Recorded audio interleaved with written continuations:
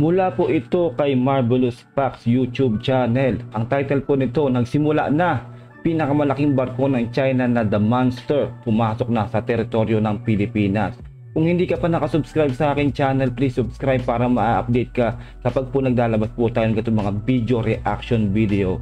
Ingat po kayo lahat kung nasan man kayo sa mundo. Sisimulan na po natin to. Wala na po tayong kailangan pang gawin pang iba pa. Let's do this.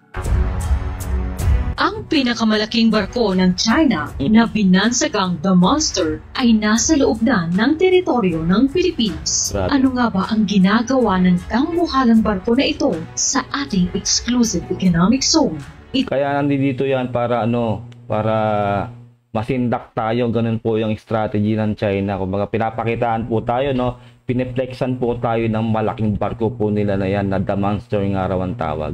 Ito nga ba ay simula na ng tuluyang pag-angkin ng mga Chinese sa ating karagatan na dapat naman talaga ay sa ating mga Pilipino. Tama.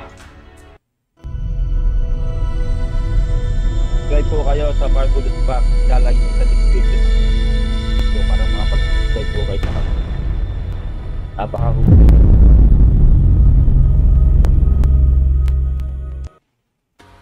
Ang pinakamalaking Coast Guard vessel sa buong mundo na pagmamay-ari ng China ay pumasok na patungo sa Scarborough Shoal o Panatag Shoal na nasasakupan ng ating exclusive economic zone nitong May 24, araw ng Biyernes, taong kasalukuyan. 5:15 AM, ang China Coast Guard vessel na may buong number na 5901 o mas kilala sa tawag na The Monster na may habang 165 metro at ang CCG vessel na may buong number na 5203 kung saan may haba naman itong 102 metro ay parehong namataan sa loob ng ating teritoryo. Ayon sa tagapagsalita ng Philippine Navy na si Commodore Roy Vincent Trinidad para sa West Philippine Sea, huling namataan ang dalawang barko ng China mga 50 nautical miles mula sa Panatag Shoal. Ang pagpatrolya ng dalawang dambuhalang barko ng China ay nagsimula matapos na anunsyo ng Beijing ang implementasyon ng bago nitong regulasyon na ipapatupad sa darating na June 15 kung saan pinahihintulutan ang lahat ng Chinese Coast Guard na damputin at ikulong ng 60 araw ang sinumang mahuhuli na pumasok sa kanilang inaangkin na karagatan. Yan. Grabe ang kapal lang mukha talaga ng China na to, sobra.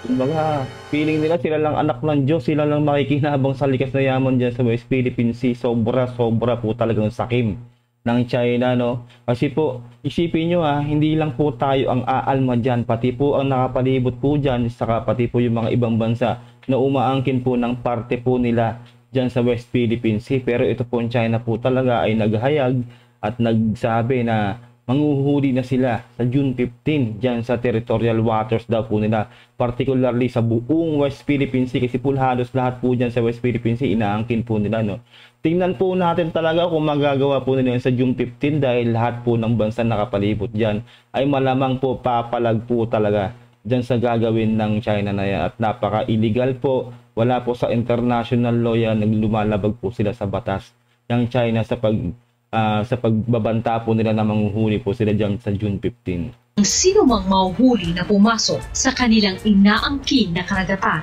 yan ay halos buong South China Sea. Kabilang na dito ang West Philippine Sea. Tignan nyo naman yung mapa, di ba? Buong buo Ayun yung 10 dash line nilang imaginary nilang kalokohan nila, Yung baga delusional po talaga itong China, Talaga pong inaangkin po nila lahat dyan, Talaga pong sakim po sila, Darating po talaga ang panahon na talaga pong babagsak po itong komunistang bansa po na to, kasi po sa sobrang kasakiman po nila.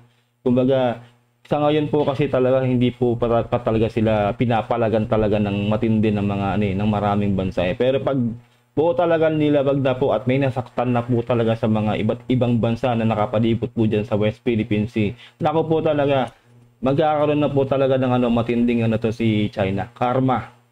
At ang tinatawag na 10 dash line kung saan nagdesisyon ang International Arbitral Tribunal Noong 2016, na ipawalang bisa ang historical claims ng China Tama. sa karagatan at itaguyod ang karapatan ng Pilipinas sa EEZ nito.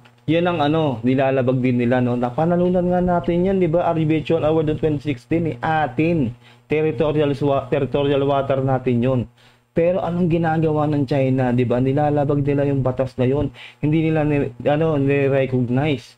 Pati ang UNCLOS po, no, hindi po nila nire-respeto. Ganyan po ang China. Kaya po talaga wala pong magandang kalalagyan po ang ginagawa ng China na to. Talaga pong pagdating po talaga ng araw at talaga pong inano na po sila sa international law. Kukuyugin po talaga tong China. Lulubog po yan, China. Tandaan nyo yan. Kahit po malakas po ang sandatahan po nila, wala po silang experience sa gera at this moment. No? Wala talaga. Puro lang sila simulation, training, no? Tayo nga kahit papaano meron tayong experience sa gera, lalo-lalo na po sa particularly sa Mindanao. At yung ibang bansa po, lalo ang Vietnam, ano po yan, praktisado po yan, kumbaga ensayado yan, talaga pong kumbaga batak po yan mga yan sa gera. Pero po ang China po, hindi po. Talaga pong wala po silang generation po ngayon. Noong araw po, noon pa, doon lang po sila talaga. Merong experience, pero po ngayon, wala po talaga. Mahina po sila. Yung China, no? Malakas po yung sandatahan nila, napakarami po. Pero yung mga loob po malamang na mga army nila ay hindi po ganun kasi nga po puro simulation lang po sila. Tandaan nyo yan, no? Naninindak lang po yan China, pero pagdating po talaga ng gera ay hindi po natin maano yan na talaga pong batak sila. Hindi po talaga. Talaga pong mas po ang Pilipinas, no? Lalo po ang ating mga sandatahang lakas.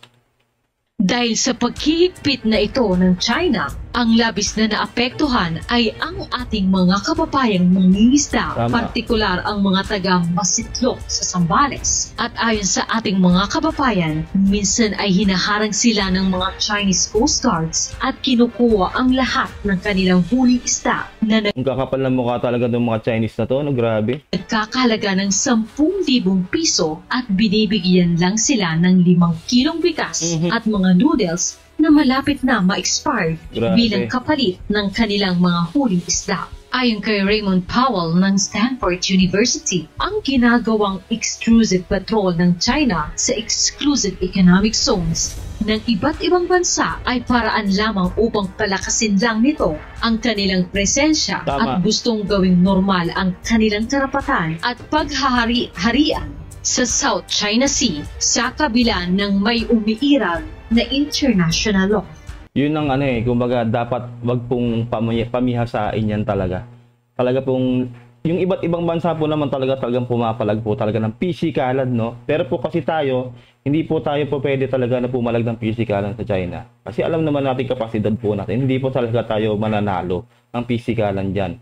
Hayaan na lang po natin yung ibang bansa na lumaban ng pisikalan. Tayo po ay magpalakas na lang na magpalakas, no? Yung lalo-lalo na po ang ating mga sandatahan. Lalo na po ang ating mga equipment at mga vehicle na panggera. Ganun po ang diskarte po ng ating Pangulong Bongbong Marcos. Para po sakasakali na magkakaroon po talaga ng gera dyan sa West Philippine Sea, ay nakahanda po tayo. No? Kailangan po natin mag-training, palakasin ang ating sandatahang lakas. Yun po ang dapat. Hindi po natin ngayon kailangan na makipagpisikalan dyan sa China. Kailangan po natin magpalakas. Yun po talaga ang kailangan. Kasi po sobrang ang layo po ng agwat po natin, no? Lalo naman ng mga equipment po natin siyempre sa China. Napakalakas po ng China talaga pagdating po sa mga equipment. Lalo na po sa mga navy nila, no? Sa mga barko po nila, sobrang dami po talaga niyan. Kaya maganda po yung diskarte ng ating Pangulong Bongbong Marcos na nag-iipon po talaga ng mga equipment, vehicle, lahat na po, no? Ng mga armas at pinapatraining po lahat ng ating mga military para po talaga handa po tayo kung sisiklab man ng gera. Ayon sa pag-aaral, ang hangad ng China na palawakin pa ang presensya nito sa rehiyon ay isang bahagi ng salami slicing move ng Beijing. Bahagi ito ng patuloy na lalong nagpapaigting ng salami slicing tactics sa karagatan ng West Philippine Sea sa pamamagitan ng pamamalagi sa pagkakaroon ng malapit at palagiang presensya sa loob ng EEZ ng Pilipinas upang baguhin ang status quo at ang balanse ng kapangyarihan ng walang paggamit ng puwersang militar. Ang paggamit ng pinakamalaking Coast Guard vessel ng China ay ipinapakita lang nito sa Pilipino ang pagiging dominante nila Tama. at kung gaano kalayo ang kapangyarihan nila kumpara sa atin. Tama, ganun yun eh, bullying. Kumbaga talaga ganun yung ginagawa nila. Nagpe-flex po sila, no? Eto, pinapakitaan tayo. Eto kami, oh. Nakikita nyo ba to? Hindi ba kayo nasisindak? Ganito yung mga ano namin, mga barko namin, ganito kalalaki. Siyempre nga naman para pag inisip nila, no, ay hindi papalag tong Pilipinas kasi napakaliit din ng bansa at wala silang kakayanan na labanan tayo ng pisikalan. Ganoon yung ginagawa, no. Sila po ang nangpo-provoke. Yung China po talaga. Nagpe-flex po sila ng muscle nila dito po sa West Philippine Sea.